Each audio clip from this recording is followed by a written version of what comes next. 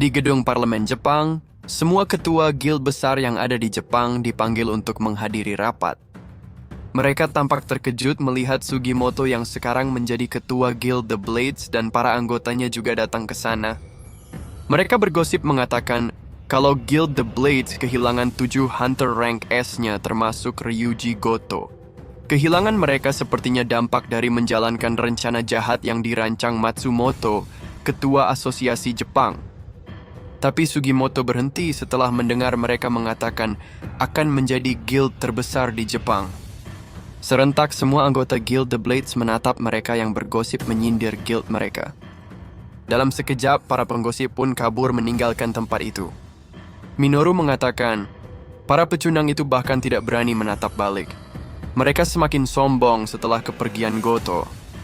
Sepertinya ada beberapa guild mulai berkoalisi. Tampaknya jumlah rank S mereka akan sama dengan guild The Blades. Tapi Pak Sugimoto mengatakan, biarpun mereka bergabung, tetap tidak akan menjadi yang terbaik di Jepang.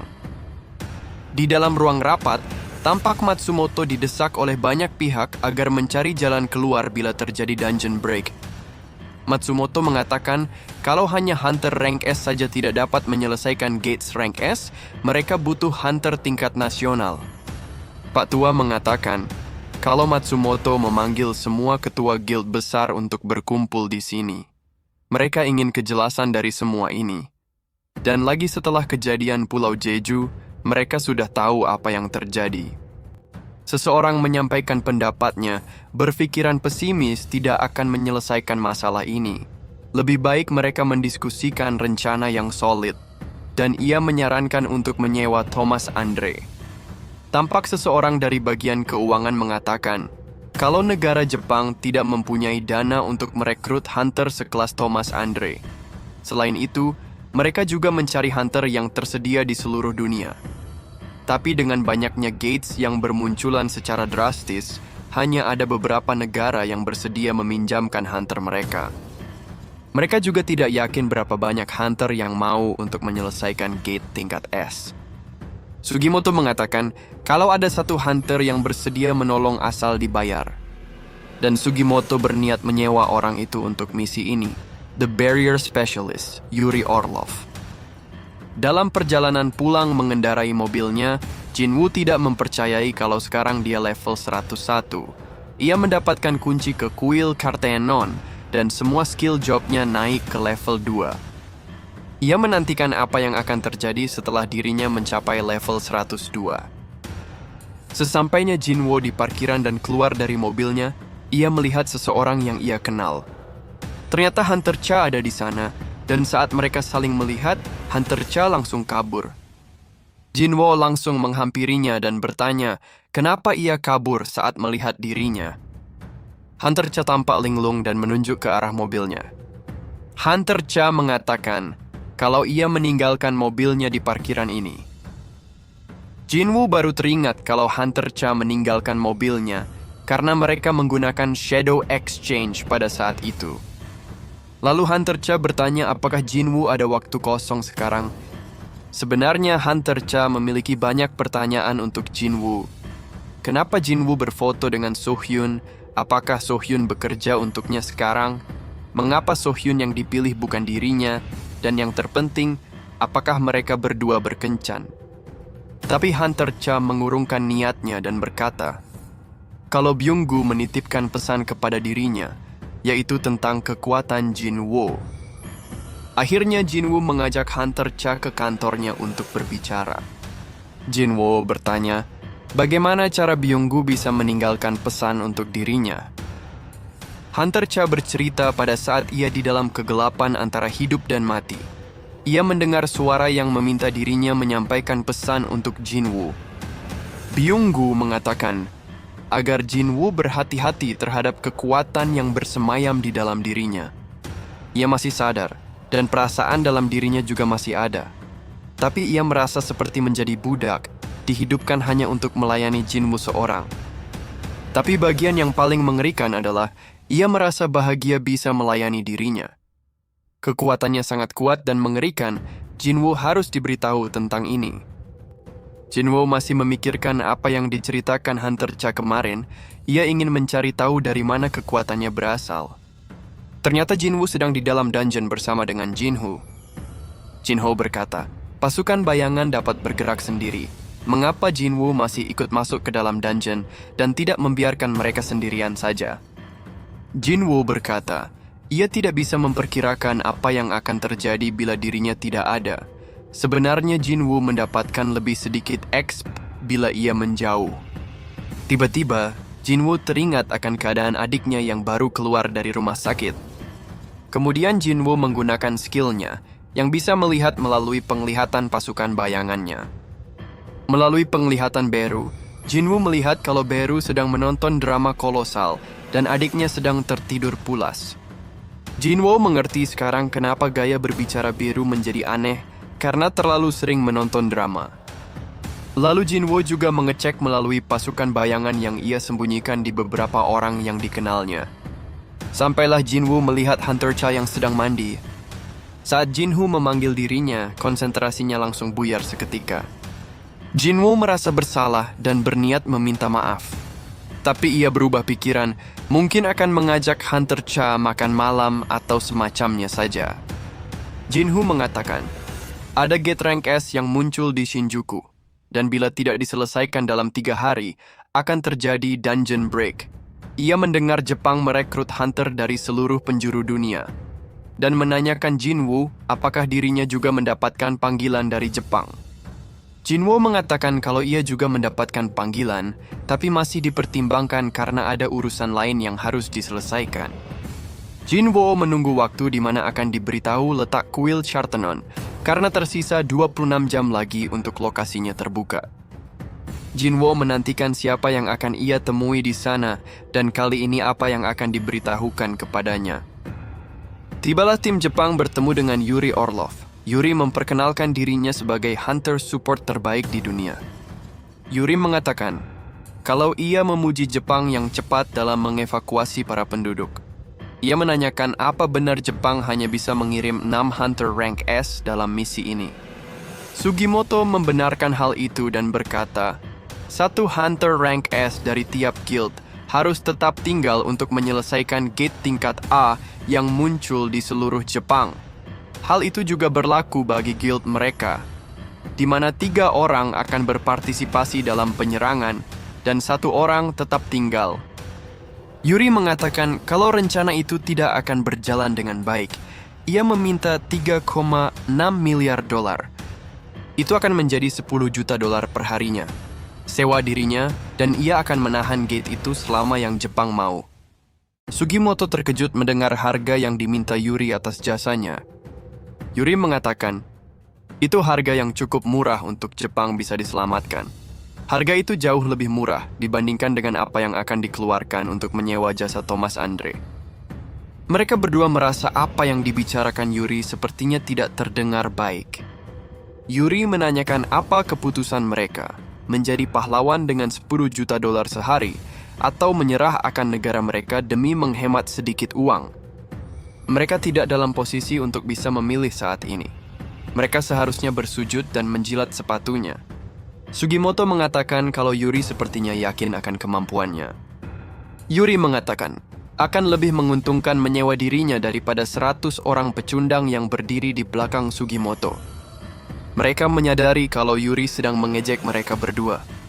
Tiba-tiba Yuri menggunakan skillnya dan mengurung mereka berdua.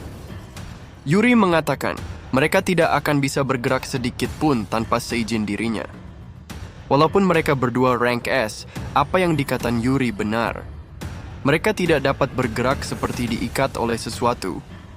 Yuri mengatakan, ia akan menghalangi gate rank S tersebut, dan sebagai bonus, ia akan melepaskan mereka berdua yang terkurung dalam penghalangnya. Sugimoto mengatakan, ia berterima kasih atas demonstrasi skill milik Yuri. Tapi ia tidak yakin kalau pemerintah akan menyetujui harga yang Yuri inginkan. Sugimoto merasa kalau memilih Yuri adalah pertaruhan, dan akhirnya ia memutuskan untuk merundingkan permintaan Yuri. Sebelum pergi, Jinwoo berpamitan kepada ibunya. Ibunya mengatakan kalau ia khawatir akan kepergian Jinwoo. Jinwoo mengatakan kalau ia ada keperluan yang harus diselesaikan, dan ia akan kembali lagi. Di sekolah Jin Ah, tampak sebuah gate muncul lagi di sana. Seorang staf asosiasi mencoba menghentikan Jinwoo yang mendekat ke sana. Jinwoo menanyakan sudah berapa hari sejak gate itu muncul. Staf mengatakan kalau sudah 3 hari dan tim penyerang baru saja masuk 2 jam yang lalu. Jinwoo merasa kalau sistem sedang mempermainkan dirinya. Sistem hanya memberitahu lokasi gate-nya setelah beberapa lama. Ia tak percaya kalau sudah 3 hari gate itu ada. Jinwoo mengatakan kalau tim penyerang dalam bahaya. Bila tidak dihentikan, maka mereka semua akan mati. Para staf mencoba meminta penjelasan, tapi Jinwoo langsung masuk dan mengatakan akan membawa tim penyerang keluar. Para tim penyerang sudah sampai di pintu masuk bos, tapi mereka tidak dapat masuk.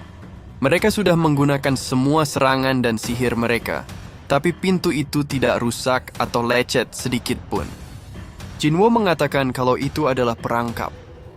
Kehadiran Jinwoo mengagetkan semua orang yang ada di sana. Mereka bertanya kepada Jinwoo, siapa dirinya? Jinwoo menjawab kalau ia seseorang yang selamat dari Double Dungeon. Seseorang menyadari kalau orang yang mereka tanya adalah Sung Jinwoo. Jinwoo mengatakan kalau ada bahaya yang mengintai mereka di balik pintu itu. Jadi ia akan mengurusnya dan meminta agar mereka semua kembali. Saat Jinwoo memeriksa pintu itu, tampak pintu itu terkunci dan membutuhkan kunci untuk bisa membukanya. Lalu Jinwoo menggunakan kuncinya dan seketika pintu itu terbuka. Seseorang dari mereka mengatakan kalau izin dungeon sudah dibeli oleh mereka, dan Jinwoo tidak punya hak untuk menyuruh mereka pergi. Tampak yang lain pun keberatan kalau Jinwoo mengambil alih dungeon mereka. Jinwoo mengatakan kalau begitu ia tidak akan menghentikan mereka. Siapapun yang mau masuk diperbolehkan dan ia tidak akan menahannya. Lalu seorang dari mereka berkata akan masuk. Saat orang itu melewati pintu, muncul peringatan. Tiba-tiba sebuah patung langsung menyerang ke arah orang itu. Dengan cepat Jinwoo menarik orang itu dan menyelamatkannya. Jinwoo memperingatkan kalau masih banyak patung yang seperti itu di dalam sana. Jinwoo mengatakan kalau ia ingin agar semua orang keluar dan menghubungi asosiasi. Beritahu mereka kalau Double Dungeon sudah muncul kembali. Pintu itu pun tertutup setelah Jinwoo masuk ke dalam.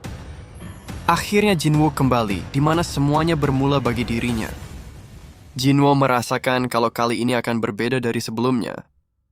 Ia sangat yakin kalau semua patung yang ada bukan monster ataupun makhluk hidup. Mereka semua hanya boneka. Hanya ada satu di dalam ruangan ini yang memancarkan mana. Jadi dirimu yang mengontrol semua ini. Apakah kamu akan tetap tutup mulut? Bukankah ini saatnya dirinya diberikan jawaban? Ternyata Jinwoo sedang berbicara kepada patung yang sedang memegang tablet. Lalu patung itu tersenyum jahat menatap Jinwoo. Setibanya Yuri Orlov di Jepang, ia disambut bak pahlawan oleh orang-orang. Para reporter menanyakan bagaimana cara Yuri memblok gate itu.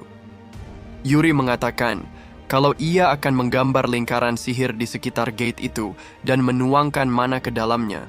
Apapun yang berada di dalam tidak akan bisa keluar. Sangat tidak mungkin dirinya bisa mempertahankan penghalang yang ada, tapi lingkaran sihirnya dapat menarik mana yang ada di sekitarnya. Jadi bila kristal mana dalam jumlah yang sangat banyak ditempatkan di seluruh Tokyo, lingkaran sihirnya akan menyerap semua mana itu. Saat penghalangnya naik dan berjalan, secara perlahan akan berubah menjadi tembok yang kuat dengan menyerap lebih banyak mana. Yuri mengatakan kalau ia akan menyelamatkan mereka semua. Jadi pastikan mereka semua selalu mengingat akan hal itu.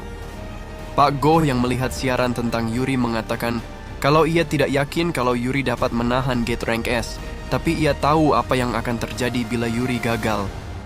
Kemudian Pak Go bertanya apa yang sedang Jinwoo lakukan belakangan ini. Pak Wu mengatakan kalau Jinwoo sedang raid di sekitaran kota Seoul. Jin meminta izin untuk menyerang semua gate yang ada di sekitarnya. Tapi beberapa ada yang muncul di area Guild White Tiger, Hunters, dan Fiends. Pak Go rasa guild satu orang bisa menyamai guild besar sangat mencengangkan. Lalu HP Pak Wu berdering dan menyudahi pembicaraan mereka. Saat Pak Wu mengangkat HP-nya, terdengar kabar kalau ada laporan dan ia diminta untuk datang. Penelpon itu menceritakan kalau muncul Gate lagi di sekolah yang diserang orc baru-baru saja. Pak Wu kaget mendengar kalau Gate itu ternyata sebuah double dungeon. Dan ada lagi yang juga penting, Sung Jinwoo sudah masuk ke dalam double dungeon itu.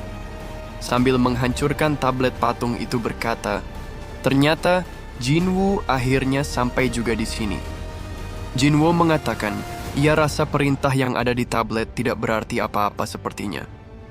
Patung itu menjawab, sebenarnya itu mempunyai arti, tapi sekarang sudah tidak penting lagi.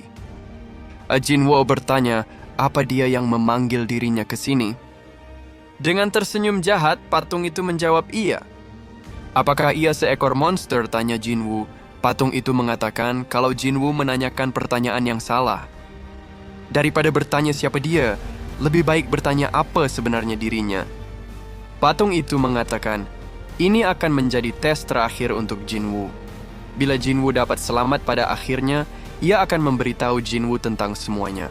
Dan itu akan menjadi hadiah terakhir darinya. Jinwoo langsung memanggil pasukan bayangannya. Hanya dengan jentikan jari, skill Jinwoo terkunci selama tes berlangsung. Patung itu mengatakan, hanya Jinwoo yang harus melalui semua ini.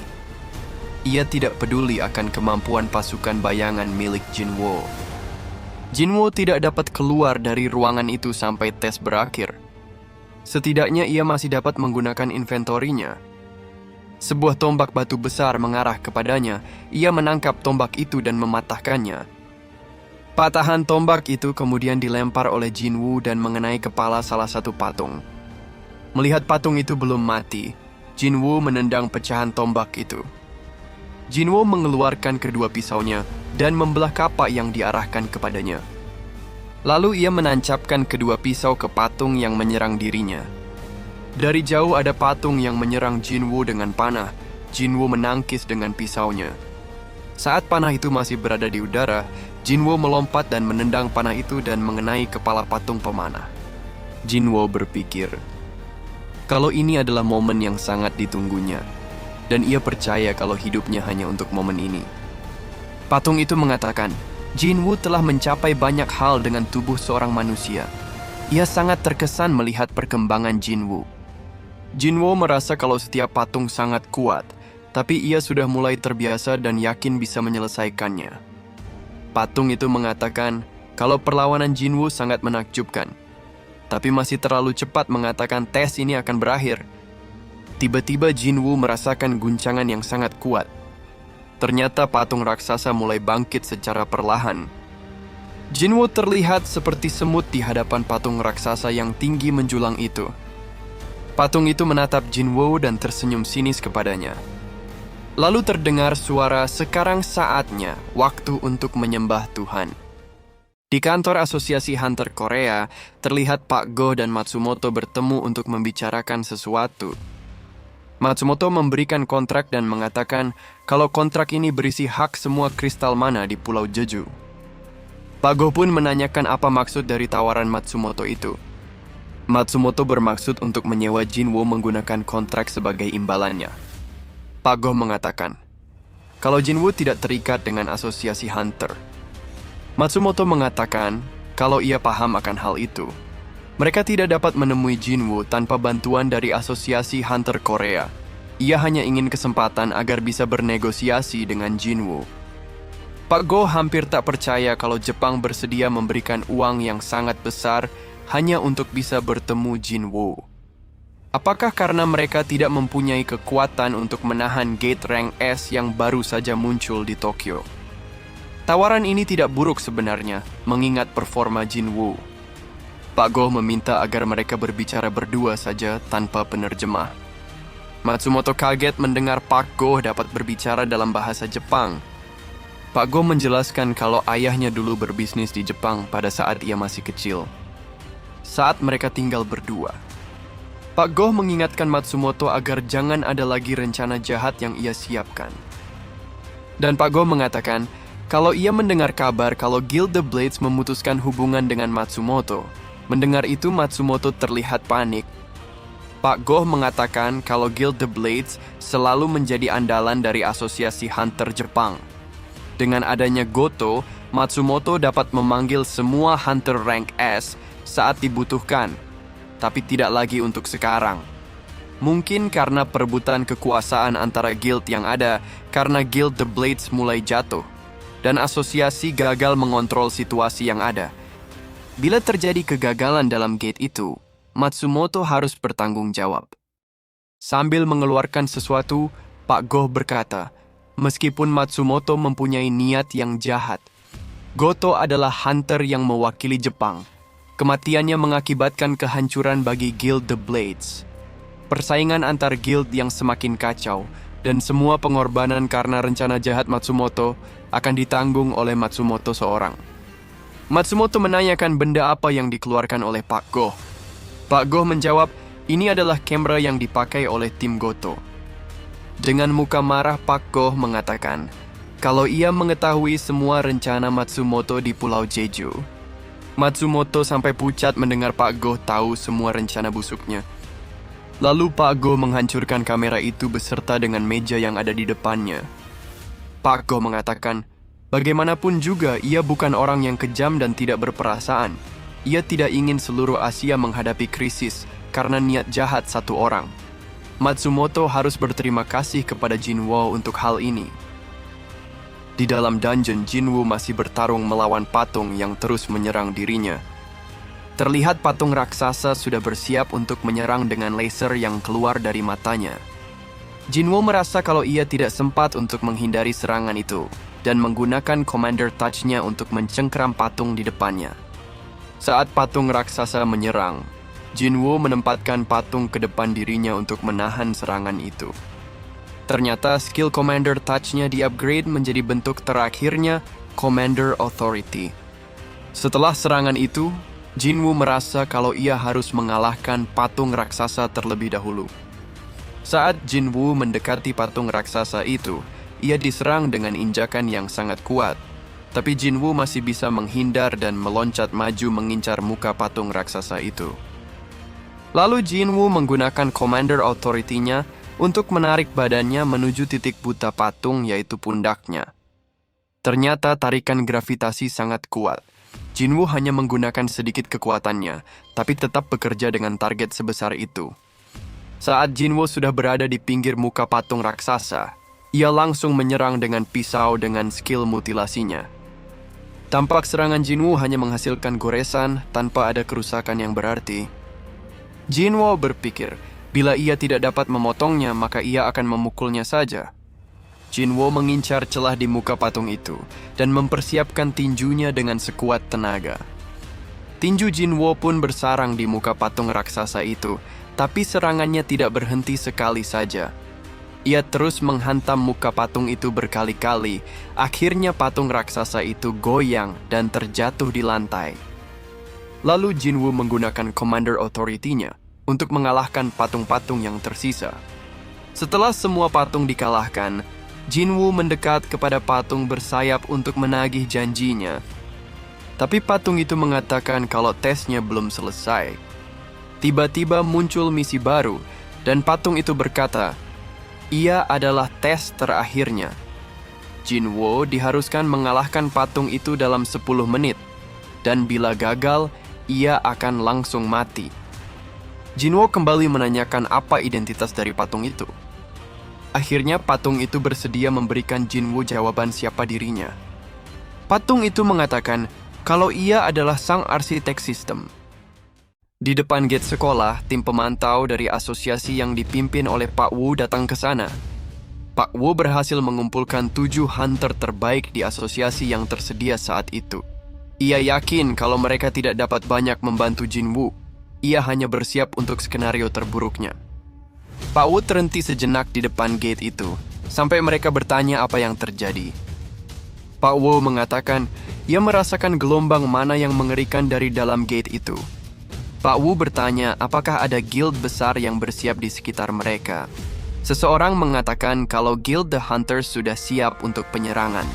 Kedua hunter rank S mereka, yaitu Pak Choi dan Hunter Cha, sudah setuju untuk berpartisipasi. Lalu Pak Wu mengatakan agar mengirimkan permintaan darurat untuk Guild the Hunters. Sang arsitek merubah setiap sayapnya menjadi tangan-tangan yang kekar. Belum sempat Jinwo bereaksi, sang arsitek sudah mendekat dan menghantam Jinwo yang lengah. Pukulan sang arsitek membuat Jinwo terpental jauh dan menghantam tembok. Jinwo tampak terluka karena serangan itu. Tapi sang arsitek terus menyerang Jinwo tanpa belas kasihan. Walaupun terdesak, Jinwo tidak mengendurkan semangat bertarungnya. Melihat semangat Jinwo, sang arsitek mengatakan kalau Jinwo melebihi perkiraannya dan terkesan atas usahanya yang pantang menyerah. Melihat sang arsitek lengah, Jinwo langsung menghantam muka sang arsitek dengan telak. Sang arsitek pun terpukul mundur dan terdapat jarak di antara mereka. Sang arsitek mengatakan, ia tak menyangka kalau bertarung melawan manusia akan semenyenangkan itu. Tidak terpikirkan selama ia hidup kalau manusia bisa menjadi lawan yang pantas baginya. Jinwo merasa kalau sang arsitek jauh lebih kuat darinya, tapi ia yakin bisa mengalahkannya. Sang arsitek kembali maju menyerang, tapi Jinwo menggunakan skill Commander Authority-nya untuk menjaga jarak. Tak disangka, sang arsitek juga menggunakan skill yang sama, dan benturan kedua serangan meledak di antara mereka. Jinwo menyadari kalau serangan jarak jauhnya tidak berguna sekarang. Sang arsitek pun mengambil semua senjata yang ada dan menggunakan setiap senjata di semua tangannya. Sang arsitek mengatakan kalau semua sudah ditakdirkan dan diputuskan saat ia merancang semuanya. Ia tidak memilih Jinwo awalnya. Faktanya, ia adalah orang yang menentang ide itu. Ia hanyalah seorang arsitek dan moderator dari sistem pembuatan Hunter. Dan desain miliknya selalu sempurna. Waktu yang tersisa pun sudah menipis. Jinwo merasa kalau ia perlu berhadapan langsung dengan sang arsitek. Sambil melompat ke arah Jinwo, sang arsitek mengatakan kalau ia akan menggunakan kekuatan penuhnya di waktu yang tersisa ini. Sang arsitek pun menyerang dengan senjata di setiap tangannya. Di tengah-tengah pertarungan, Jinwo merasa kalau instingnya semakin menajam. Ia dapat merasakan semua senjata yang diarahkan kepadanya dan menghindari itu semua. Sang arsitek terkejut melihat Jinwo dapat menghindari semua serangannya dan dapat menyerang balik di saat yang bersamaan. Pergerakan Jinwo yang semakin cepat membuat sang arsitek mulai kewalahan. Akhirnya satu lengan arsitek pun terputus. Sang arsitek mengatakan, walaupun ia berada di dalam tubuh palsunya, ia tidak percaya kalau Jinwo dapat menyebabkan luka pada dirinya. Merasa keadaannya mulai terdesak, sang arsitek menghidupkan kembali patung-patung yang sudah Jinwo kalahkan sebelumnya. Melihat dirinya terkepung, Jinwo menggunakan Commander Authority-nya ke lantai dan menciptakan gelombang yang menjatuhkan patung-patung kecil di sekitarnya. Tujuan Jinwo hanya satu, yaitu mengalahkan sang arsitek secepat mungkin sebelum waktu yang diberikan kepadanya habis. Pada saat Jinwo terpukul mundur oleh arsitek, ia bertemu lagi dengan patung perisai. Sepertinya Jinwo masih mengingat dan menyimpan dendam dengan patung perisai yang dulu memutuskan kakinya. Di pertemuan kali ini, akhirnya Jinwo dapat membalaskan dendam kepada patung perisai itu. Dengan waktu yang semakin menipis, Jinwo menyerang terus dan berhasil memutuskan semua lengan sang arsitek. Dengan pisau yang tertuju di lehernya, sang arsitek mengakui kekalahannya. Sang arsitek mengatakan kalau jawabannya ada di dalam diri Jinwo sendiri. Notifikasi menunjukkan kalau memorinya yang tersimpan akan diberikan kembali. Jinwo memilih untuk menerima, dan suatu cahaya terang keluar seakan menarik Jinwo ke dalamnya. Saat tersadar, Jinwo sudah melayang di udara, dan saat ia melihat ke bawah terdapat banyak monster dari berbagai jenis berkumpul di bawahnya. Jinwo cukup terkejut melihat monster dalam jumlah yang sangat banyak itu.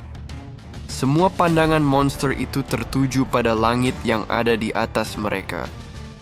Saat Jinwo melihat ke atas, terlihat banyak portal muncul di atas dan langitnya berwarna ungu. Jinwo mengambil kesimpulan kalau ini bukan bumi. Pasukan monster itu terdiri dari raksasa, ice elves, high orc, goblin, dan masih banyak lagi jenis lainnya. Bila terjadi dungeon break, umat manusia tidak akan bertahan melawan mereka. Tapi yang diincar monster itu bukan manusia, dan tidak butuh waktu lama bagi Jinwoo untuk mengetahui siapa lawan mereka. Sangkakala pun berbunyi, menandakan perang akan dimulai. Para monster pun maju bersama untuk melawan pasukan perak. Suara senjata yang beradu dan pecahan perisai bergema di udara. Genangan darah mulai menggenang di medan perang, dan seketika raungan perang berubah menjadi teriakan kesakitan. Ternyata pasukan perak jauh lebih kuat dari para monster. Pasukan perak mendominasi pertarungan. Tapi saat para monster mendekati kekalahan mereka, para pasukan perak tiba-tiba terdiam. Muncul seseorang berjubah hitam dengan kudanya. Orang itu mulai membangkitkan para monster menjadi pasukan bayangan. Jinwoo terkejut melihat orang itu menggunakan skill yang sama dengan dirinya. Jinwoo menyimpulkan kalau orang itu adalah sang Shadow Monarch. Para monster kehilangan nyawa mereka, tapi kematian bukanlah akhir untuk mereka. Darah mereka menjadi gelap dan mengental, memberikan mereka kekuatan yang baru. Melihat banyaknya pasukan bayangan sang Shadow Monarch, Jinwoo merasa dirinya bukan apa-apa bila dibandingkan dengannya. Para monster yang gugur bangkit kembali dan maju menyerang pasukan perak. Pasukan hitam dan perak terjerat dalam pertempuran yang sengit. Ledakan bermunculan dan tanah di bawah mereka bergetar hebat. Para pasukan perak seharusnya sudah bisa memenangkan pertarungan itu sedikit lagi. Tapi yang terjadi, perang besar berlanjut lagi tanpa bisa mereka hindari. Kemunculan satu orang bisa merubah arah pertempuran dengan cepat. Para pasukan bayangan mengulangi siklus kematian dan kebangkitan untuk memusnahkan musuh mereka. Kemanapun sang monark berjalan, jejak kehancuran selalu tertinggal di setiap langkahnya. Di depan pintu ruangan dungeon ganda, Pak Choi mengatakan kalau ia merasakan mana yang besar dari balik pintu. Hunter Cha juga merasakan hal yang sama, tapi ia yakin kalau mana itu bukan milik Jinwoo. Pak Wu teringat akan pernyataan Jinwoo bahwa dungeon ganda tidak diselesaikan olehnya. Ia mempertanyakan kenapa Jinwoo kembali lagi ke sini. Saat pintu dibuka, mereka kaget melihat tempat itu sangat mirip seperti yang dideskripsikan oleh Jinwoo kepada mereka. Sang arsitek mengatakan kalau ia tidak mengundang manusia untuk datang ke sini. Ini seperti kejutan yang tidak terduga. Mereka semua terkejut melihat monster yang bisa berbicara dalam bahasa manusia. Sang arsitek memperingatkan agar mereka semua diam, karena sang raja sedang tertidur. Akhirnya mereka menyadari kalau Jinwoo ada di sana dan terdiam tidak bergerak. Belum sempat mereka bereaksi, sang arsitek langsung menyerang mereka. Sang arsitek mengatakan, mereka semua akan menjadi persembahan yang pertama untuk sang raja. Sang Shadow Monarch dikejutkan dengan kemunculan dua gate yang sangat besar. Dari gate biru, keluarlah pasukan demon dalam jumlah yang sangat banyak. Dari benderanya, Jinwoo mengenali pasukan demon itu sama dengan klan yang menghuni Demon Castle. Bahkan Radiru Clan, tempat Esil berasal juga ada di sana. Dan dari gate merah, muncul seekor serigala raksasa disertai dengan pasukan binatang buasnya. Sang Shadow Monarch harus berhadapan dengan pasukan demon dan pasukan binatang buas yang bekerja sama melawan dirinya. Melihat ada yang terluka, Pak Choi memerintahkan agar mereka dipindahkan ke belakang. Para patung mulai berjalan mendekati para hunter. Sang arsitek mengatakan, siapapun yang masih hidup sampai semua patung dikalahkan, mereka akan diberikan kehormatan untuk menyaksikan kebangkitan sang raja. Patung raksasa pun mulai menyerang, dan dari kedua matanya keluar serangan yang membelah lantai ruangan itu. Pak Choi merapalkan sihirnya dan mengenai kepala patung raksasa dengan telak. Pak Choi memerintahkan agar mereka mulai menghancurkan patung-patung itu. Pak Wo langsung menghantam salah satu patung, tapi serangannya tampak tidak berefek sama sekali. Lalu Pak Choi membantu Pak Wu dengan serangan sihirnya dan mengatakan kalau para patung memiliki ketahanan fisik yang sangat kuat. Tanpa serangan Pak Choi juga tidak berefek sama sekali. Para hunter yang lain juga mengatakan kalau tidak ada satupun skill mereka yang berefek kepada para patung. Pak Choi yang melihat keadaan mereka terdesak, ia harus mencari cara untuk menyelamatkan mereka semua. Pak Choi berpikir, kalau membangunkan Jinwoo adalah jalan keluar mereka satu-satunya. Lalu Pak Choi merapalkan bola api kecil untuk membangunkan Jinwoo, tapi sang arsitek dengan cepat memblokir bola api itu. Sang arsitek terlihat sangat marah dan langsung menyerang Pak Choi. Untungnya para hunter bersiaga dan menghalau sang arsitek menjauh dari Pak Choi. Pak Wu mengatakan kalau mereka yang akan menahan sang arsitek dan meminta Hunter Cha untuk membangunkan Jinwoo. Pertempuran antara pasukan bayangan melawan pasukan demon dan pasukan binatang buas pun dimulai. Berapa kali pun pasukan bayangan itu dihancurkan, mereka terus beregenerasi. Jinwoo berpikir bila itu pasukannya, mananya sudah pasti habis beberapa saat yang lalu. Jinwoo berpikir, semestinya musuh mereka semua adalah pasukan perak. Apakah sang Shadow Monarch tidak di pihak yang sama atau ada konflik di antara mereka? Pertempuran besar itu akhirnya dimenangkan oleh sang Shadow Monarch dan hanya menyisakan pemimpin dari para demon. Sang Shadow Monarch mengatakan, semestinya perang ini dapat dihentikan hari ini juga. Mengapa para demon mengkhianati dirinya? Demon itu mengatakan sesuatu, tapi tampaknya sistem menghalangi Jinwoo untuk mengetahui apa yang mereka perbincangkan. Apapun yang dikatakan demon itu, sepertinya membuat sang Shadow Monarch marah. Sang Shadow Monarch mencengkram muka demon itu, lalu menghancurkan topeng yang dipakainya. Saat demon itu terjatuh dan topengnya terbuka, terlihat kalau demon itu adalah Baran. Jinwoo memikirkan apa yang Baran lakukan di sini, tapi tiba-tiba ia merasakan ada yang aneh dalam dirinya. Jinwoo tidak sadar apa yang terjadi. Tiba-tiba ia sudah menjadi sang Shadow Monarch. Ia bisa merasakan ada sesuatu dalam dirinya. Ternyata ada jantung hitam yang muncul di dalam tubuhnya. Saat Jinwoo menoleh ke atas, tampak para pemimpin pasukan perak keluar dari dalam gate. Lalu muncul notifikasi kalau rekaman data yang tersimpan sudah selesai. Sang arsitek cukup terkesan dengan Hunter Cha. Ia ingin agar Hunter Cha berusaha lebih keras lagi untuk bisa menggagalkan rencananya. Hunter Cha menjawab tantangan sang arsitek, dan mereka pun beradu mekanik pedang. Tampaknya Hunter Cha kalah dalam permainan pedang dan menerima luka yang cukup serius. Sang arsitek mengejek Hunter Cha dengan mengatakan ia rasa tidak akan ada perubahan yang berarti dalam rencananya. Semua manusia tidak pernah gagal untuk mengecewakan. Sistem yang ia bangun dapat memprediksi dan merespon semua hasil yang ada. Upaya yang lemah tidak akan pernah bisa membunuh ciptaannya. Sebaik apapun mereka berusaha, ia rasa semuanya akan sia-sia. Pak Choi menyerang sang arsitek dan berkata, mereka harus membangunkan Jinwoo. Hunter Cha langsung bergerak mendengar arahan dari Pak Choi. Sang arsitek berusaha menggagalkan Hunter Cha, tapi Hunter Cha dapat menghindari serangan itu. Sang arsitek memuji Hunter Cha karena bisa menghindari serangannya. Tiba-tiba sang arsitek terkejut melihat ada bayangan berada di dekat Hunter Cha.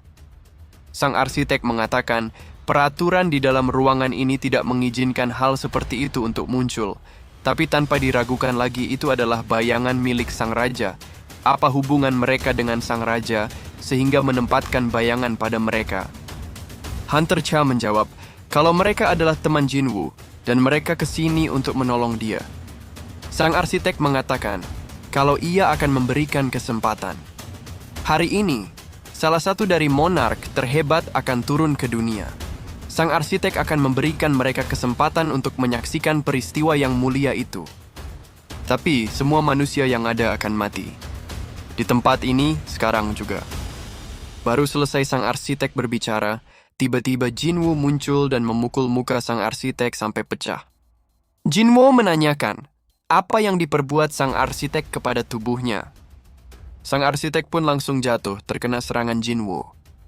Sang arsitek mengatakan, tampaknya yang kembali bukan sang raja, bagaimana Jinwo bisa mempertahankan kesadarannya dengan jantung hitam di dalamnya. Jinwo merasakan mana dengan jumlah yang besar karena jantung hitam itu. Melihat reaksi sang arsitek, Jinwo dapat memastikan dua hal. Jantung hitam bukan buatan sang arsitek, dan jantung hitam tidak semestinya untuk memperkuat dirinya.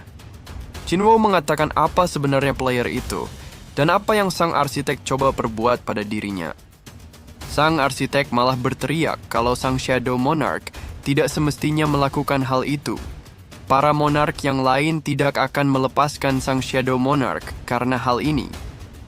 Lalu Jinwo mengeluarkan semua pisaunya dan mengarahkan semua kepada sang arsitek. Jinwo mengancam agar pertanyaannya dijawab. Sang arsitek tetap menolak menjawab pertanyaan yang Jinwo ajukan. Para hunter mulai panik, melihat semua patung yang tidak bergerak sebelumnya, mulai bergerak sekarang. Sang arsitek mengatakan, kalau dirinya mati, tidak ada seorang pun yang dapat menghentikan semua patungnya. Jinwo mengatakan kalau ia akan tetap membunuh sang arsitek dan menghancurkan semua patung yang ada. Sang arsitek mengatakan kalau ia adalah orang yang merancang sistem ini. Bila ia terbunuh, semua akan hancur.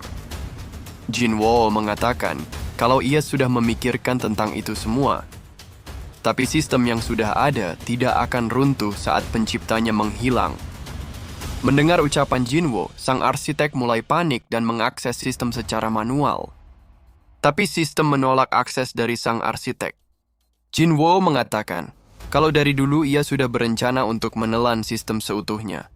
Sebuah keuntungan baginya, desain sistem sang arsitek memiliki banyak kelemahan. Perkataan sang arsitek tidak menghalangi Jinwo untuk menghabisi dirinya. Di saat-saat terakhirnya, sang arsitek mengatakan ia akan memberikan ramalan. Saat tiang api yang menopang langit muncul, kematian yang tak terhindarkan akan datang dan menemukan Jinwo. Mendengar ramalan sang arsitek, Jinwo mengatakan ia akan menghadapi semua yang menghalanginya. Di depan gate sekolah, para hunter mulai mengkhawatirkan Guild the Hunter yang masuk ke dalam gate. Apa yang membuat mereka belum keluar sampai sekarang? Tak lama berselang, keluar para hunter dengan kondisi yang sudah babak belur. Mereka tak percaya para hunter elite dalam kondisi yang mengenaskan. Entah apa yang terjadi di dalam gate rank C. Pak Wu meminta bantuan kepada mereka untuk membawa keluar para korban jiwa. Saat keluar dari gate, Jinwo berpikir kalau sang arsitek yang asli mungkin ada di luar sana.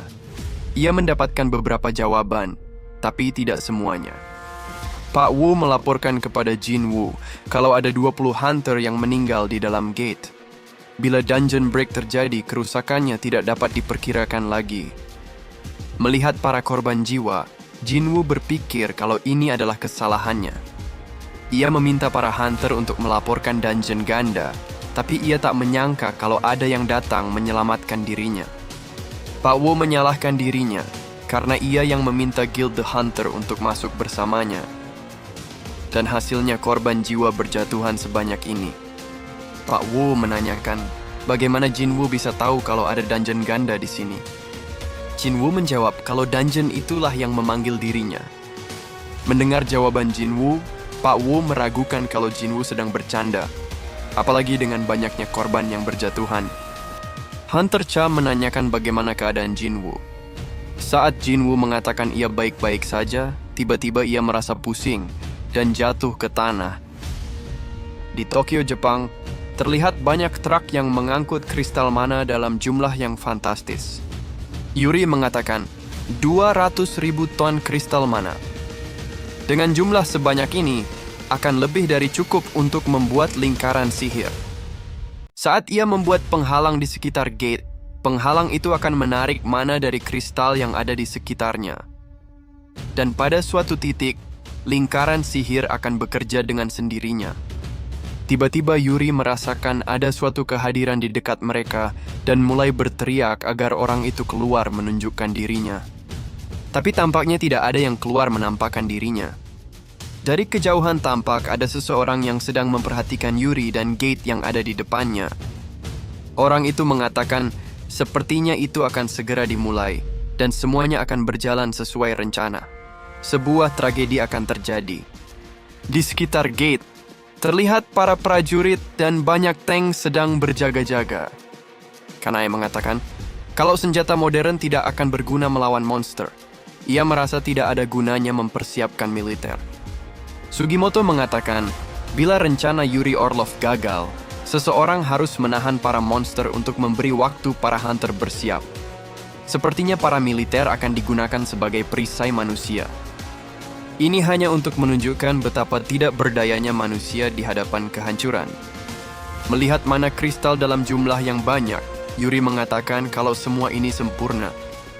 Ia dapat mengurus gate itu sendirian. Yuri menanyakan berapa banyak hunter rank S yang sudah bersiap. Pegawai itu menjawab kalau ada 15 hunter rank S. Yuri mengatakan kalau jumlah itu terlalu sedikit dan menanyakan kenapa Amerika tidak membantu mengirimkan hunter mereka. Pegawai itu mengatakan ada gate rank S yang juga muncul di Amerika. Tidak hanya itu, gate rank S juga muncul di seluruh dunia. Mendengar itu Yuri mengatakan, sepertinya seluruh dunia sedang mengalami krisis hunter. Tiba-tiba terlihat gate itu mulai pecah. Jinwoo akhirnya membuka matanya dan menyadari kalau dirinya sedang berada di rumah sakit. Tak lama berselang, Jinwoo masuk dan mengatakan kalau Jinwoo sudah tertidur selama 3 hari. Jinwoo cukup terkejut mengetahui kalau dirinya bisa tertidur selama itu. Ia berpikir sepertinya kelelahan dalam dirinya menumpuk sebegitu banyak. Jinwoo merasa kalau dirinya jarang mengambil waktu untuk beristirahat. Sepertinya Jinwoo terus memikirkan tentang perang yang sang arsitek tunjukkan kepada dirinya. Ia tidak dapat melupakan hal itu. Saat Jinwoo meminta agar diberitahu update terbaru dari gate di Jepang, Jinwoo dengan sedih menceritakan apa yang terjadi. Semua orang hanya bisa terdiam, melihat ternyata para raksasa yang keluar dari gate itu. Para hunter mengatakan kalau para raksasa biasanya muncul sebagai bos di gate tingkat A. Melihat itu, Yuri mengatakan kalau para raksasa akan jadi hal yang mudah untuknya. Lalu Yuri menggunakan skillnya, dan penghalang mulai muncul menutupi di sekitar gate. Para raksasa tampak kesulitan untuk menghancurkan penghalang yang dibuat Yuri. Melihat itu, Yuri mengatakan kalau monster yang biasanya muncul di gate tingkat A tidak akan bisa menembus penghalangnya. Tapi tiba-tiba, muncul raksasa yang jauh lebih besar dari raksasa sebelumnya. Lalu raksasa yang lebih besar itu mengayunkan senjatanya dan dalam sekejap penghalang Yuri terbelah.